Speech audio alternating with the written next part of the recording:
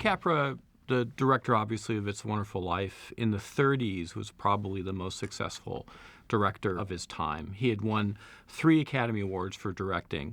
Capra was known for Fantasies of Goodwill. Mr. Deeds Goes to Town, Mr. Smith Goes to Washington, It Happened One Night, very popular films in their era. He was working at Columbia Studios under Harry Cohen, who was the studio boss, and they both had strong personalities. They wanted to make films their own way. Capra didn't want interference from Cohen, and Cohen interfered a lot, so they butt heads a lot. And ultimately, when Capra then went off to the war and to the Single Corps, he made a series of documentaries promoting the U.S. Armed Forces as a way to counter the sort of Nazi propaganda films that were going on. So when he came back from the war, he didn't want to go back to Columbia. He wanted to start off on his own, form his own company, which is very unusual for the time for a director to then say, I'm a producer and I'm going to start my own production company. So that was very unique. He called it Liberty Films. And that was what it represented to Capra, the liberty to make the films that he wanted to make. He went in with 2 other directors, William Wyler and George Stevens, and they formed this company. They set up shop at RKO Studios and made It's a Wonderful Life there. And the RKO Encina Ranch is where they created Bedford Falls. They would have city blocks recreated, but they would just be facades. You could see that City Hall, if you were to go there, was only 3 feet thick. It had this, important facade to it, but in reality, it was just a field beyond that area. And it could be dressed to be different times in American history. It could be a small town here or there, Midwest or the Northeast. For Bedford Falls, we were assuming that was a town in Connecticut or perhaps New Hampshire, somewhere within a short distance from New York City, since that's part of the storyline of the movie. So they would dress the town to be a typical New England town of that era, and representing Americana too. The corner drugstore, the shops on the streets, and the places that people would have grown up who saw this movie. It would be nostalgic for them to see the place, 1912, 1920 recreation, which are the time periods where the film starts. One of the interesting things, of course, is that It's a Wonderful Life is a Christmas picture, and it's going to come out in the Christmas season. So like any other Christmas picture, you don't make it in December when it's snowing. You have to make it earlier in the year, and you have to create the look of a beautiful town under snow through a special effects process. There were outtakes which showed tests of the town made up to look like it was in winter. And a nice thing about the tests are that they have the slates still attached to them. And to our surprise, it was shot in June of 1946. And incidentally, it just turns out that there was a heat wave going on when they were filming the movie, 100 degrees or more. And so it was pretty miserable, actually, making the film. They used sort of practical materials that wouldn't melt under the sun, like salt and gypsum and plaster, and materials that look white but they could stand up to the heat. And you can see a bird fly through and other things that tell you it's really not wintertime if you look at the test carefully.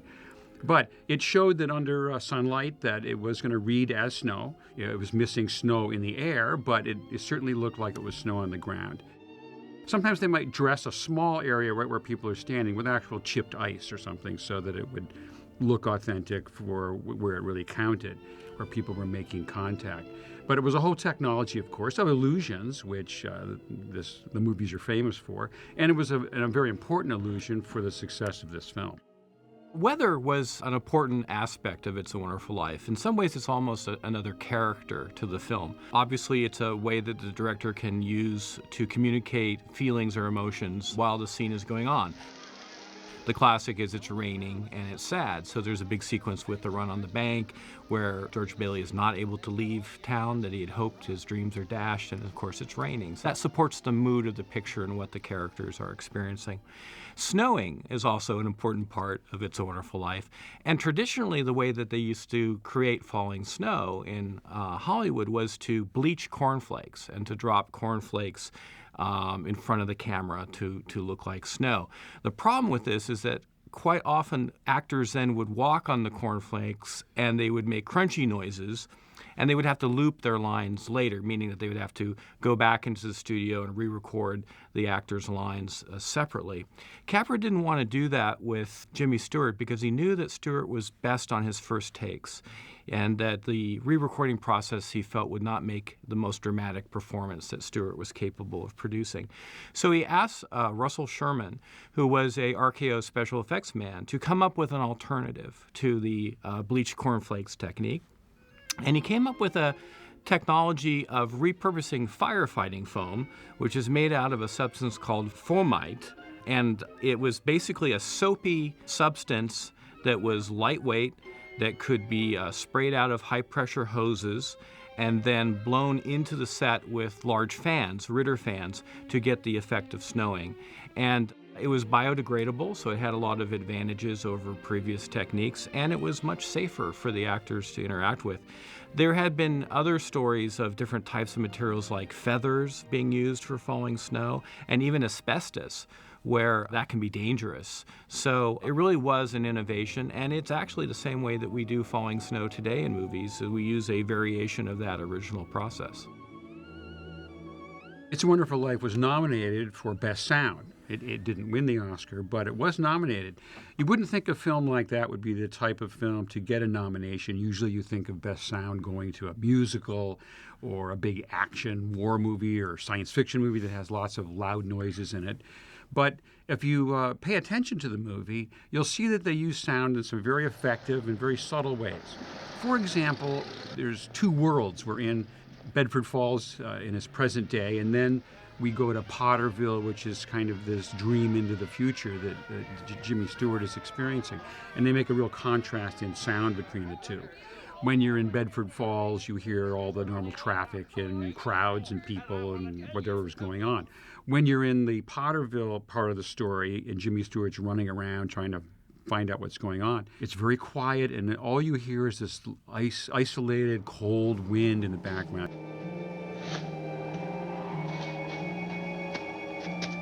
It's used very subtly, but it's used to make that distinction between the nightmarish world of the future, in which it's cold and isolating to Jimmy Stewart's character, and the warmth of the real world.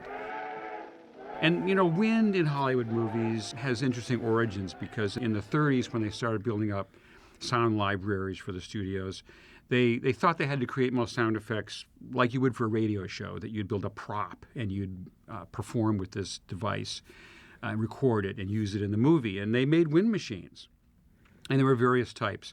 Murray Spivak, who was a famous sound person at RKO, big achievement had been King Kong. He had a wind machine, for instance, and it's really just a hand-cranked fan. Instead of having blades on the fan, you had thin rods of bamboo.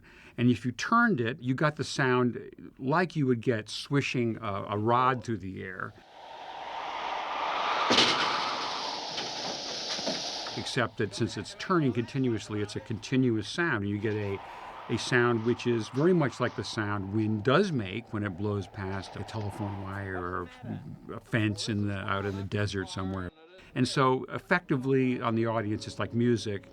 It brings to mind the feelings that we want for that environment in the movie. Another key contributor to It's a Wonderful Life was Joseph Walker. He is the cinematographer that worked with Capra, and had worked with Capra back at Columbia. So obviously, Capra felt very comfortable working with Walker as a creative stylist for what the film would look like. And Capra would use that ensemble cast, often in a wide shot. That way that they could talk and interact very much like a family might talk or interact at a dinner table or at an event. And then if you wanted to have emphasis, he would go for a close-up, what we call a punch-in, which is just to actually move the camera closer and then re-record that moment of the scene in close-up that he could cut to later. It's not something we do that much anymore. Today we do what's called reverse angles, which is that we go to the other side and then shoot the scene one way, then move the camera around in the other direction. So we don't really do punch-ins anymore, but Capra loved to do them. And again, it supported this idea of bringing the entire cast together so that they could do a scene as a group of people. And it's one of the important things about It's a Wonderful Life, and why we feel like it's so much a part of a family that we get to see and observe and be a part of. Mary! Mary! Well, obviously, one of the other fun aspects about making this film was that it does then get darker. And so the photographic style changes very significantly as well. It looks like a film noir movie. And there's a sequence when Bailey is trying to go back to his house and find Mary, and it's shot like he's a criminal. Everything is backlit.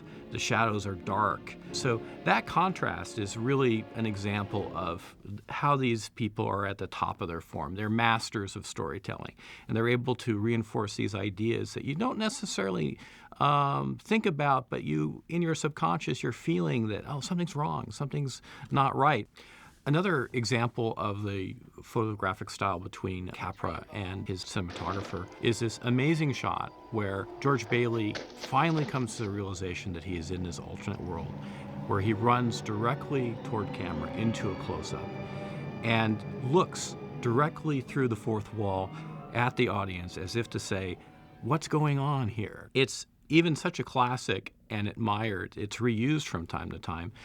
Steven Spielberg used it in Raiders of the Lost Ark, for example. So just, again, another example of the beautiful storytelling through a visual concept that these two people at the top of their form were able to convey to an audience. One of the techniques that's used in building up the soundtrack of the movie is what I call sonic counterpoint. And by that I mean that there'll be a scene, an important scene, and there'll be two things going on in that scene which are in wide contrast to each other. And because of that, it can emphasize the depth of feeling. For example, in the scene where George Bailey and Mary are falling in love while they're listening to a phone call. While we're hearing in the soundtrack this jabber, jabber, jabber conversation, we're really looking at the two of them as they stare at each other, coming closer and closer and closer together. So there's this counterpoint. They're not paying any attention to the soundtrack, what's happening at that moment. It puts great contrast, great emphasis on the dramatic point of the scene. Working at RKO, Capra was also able to employ the services of Linwood Dunn, who was a special effects technician and major contributor to the development of a device called the optical printer. And an optical printer simply is a camera that photographs a projector. So a normal projector would have a projection lens that would project onto the screen. That lens is removed and the camera just photographs the image actually in the projector. You could then combine different scenes together and through a matting process combine matte paintings or miniatures to create new illusions. And Dunn was an expert of this process. And there are some really nice examples in It's a Wonderful Life of his work. And we know about this because at the Academy of Motion Picture Arts and Sciences in their library, they have the workbooks that Linwood Dunn kept. So this was a log of all of Linwood Dunn's work at RKO. And being able to go through it and looking at the section of It's a Wonderful Life, we uncovered some sequences that he worked on, some which were pretty much invisible and undetectable as illusions. One example is the Suicide Bridge was a set on a soundstage, and then they matted out the scene on the optical printer to make an area that would be reserved for a matte painting to turn a shot photographed inside to make it look like an exterior. George Bailey runs out and it looks like he's on this bridge, but half the scene is painted. It's a Wonderful Life had sort of a long running time, and so Capra went back and made some cuts to the film. And usually what happens is to make the film shorter, you cut out the establishing shots. And so we came across these shots which were unused of Mr. Potter's mansion. It's a miniature tabletop. It has lots of nice details like a no trespassing sign, and it has smoke coming out of the chimney tops. And Linwood Dunn then added falling snow over the top of it in the optical process. So that was a nice find to find that clip, as well as in the beginning looking down sort of heaven's point of view on the Bailey house. That is in the film as a quick shot, but it was a much more elaborate shot as part of a miniature tabletop where they pull back and show you the Bailey neighborhood. And again, you see smoke coming out of the chimneys and falling snow. It's just really fun to see that those shots were actually much longer in screen time and fun to see, but they saved these shots and we were able to see them. It's a Wonderful Life was not a big commercial success when it came out. It, in fact, lost money. It was a disappointment at the box office. Audiences right after World War II, apparently, were just not comfortable watching a film that was judged to be corny and maybe too sentimental. The country had come out of the war, and there was probably a lot more pain and a lot of confrontation with reality, and that's what they kind of wanted in their movies to address. The year that It's a Wonderful Life came out, William Wyler, one of Capra's partners, made The Best Years of Our Lives, which was about the plight of soldiers returning to civilian life. And of course, that spoke to the nation in ways that were very important at that, for all time, for history's sake. Liberty Films eventually, because it wasn't successful, did not sustain itself. And so apparently the rights for It's a Wonderful Life loosened up a bit. Maybe it fell out into public domain. And when television came around looking for films, of course, here was a film that they could get, if they could get a print, that would be royalty-free, and they could run it without paying a fee. And so consequently, that was attractive. And the film got television play at Christmas time on somewhat of almost a constant basis.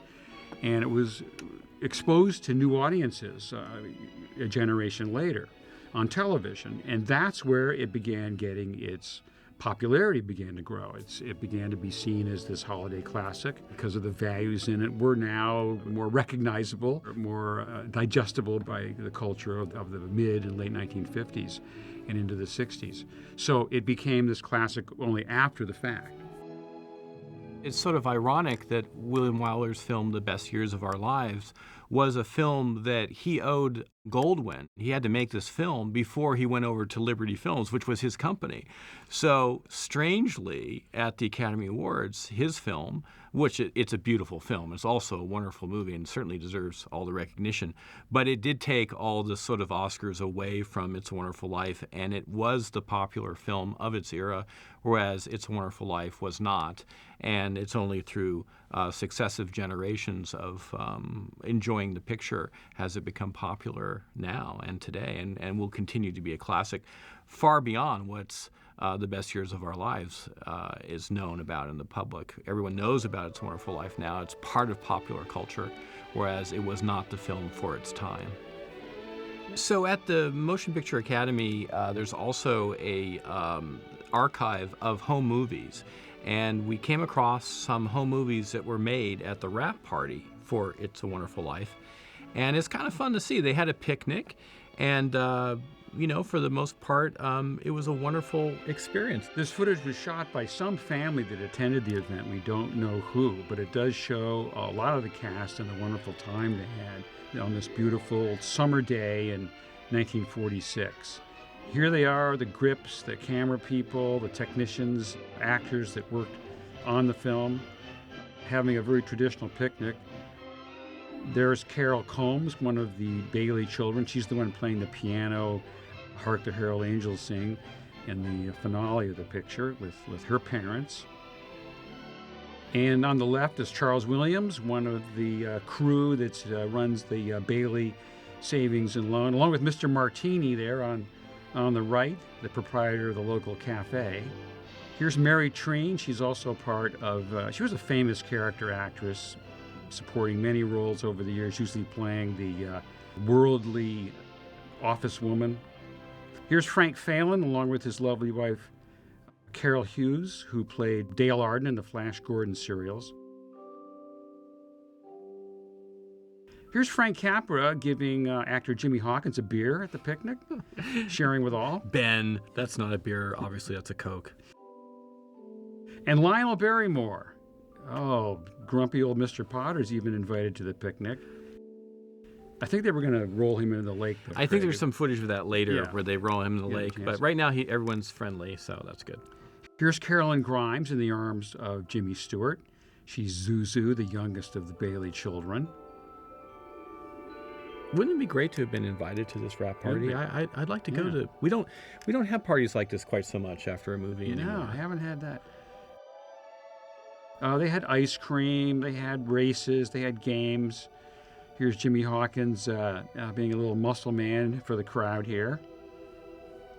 And watermelon was served. Typical American picnics of its time. You can see why Jimmy Stewart was called Slim here in this picture. You can see how tall and thin he really is. He looks particularly thin here, doesn't he? Baseball. And the old softball game was Frank Capra getting, he wanted a home run with this picture, but all he got was a double.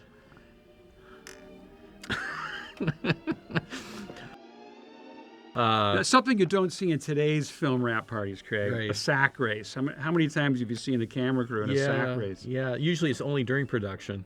And it looks like there's some injuries happening here, Right. too. There's no safety standards for these things, too, which is what I enjoy about it. Just a free-for-all. And a three-legged race. Again, injuries. The crew's going down. They're very competitive. What an afternoon. I think there were some injuries in this.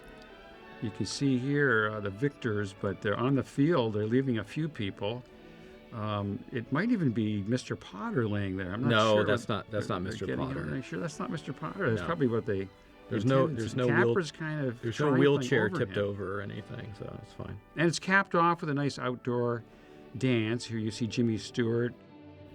Possibly that's Beulah Bondi he's with. I'm not sure. But a lovely time was had by all, and proving that Frank Capra made it a wonderful life, not only for his crew, but for the rest of us as well.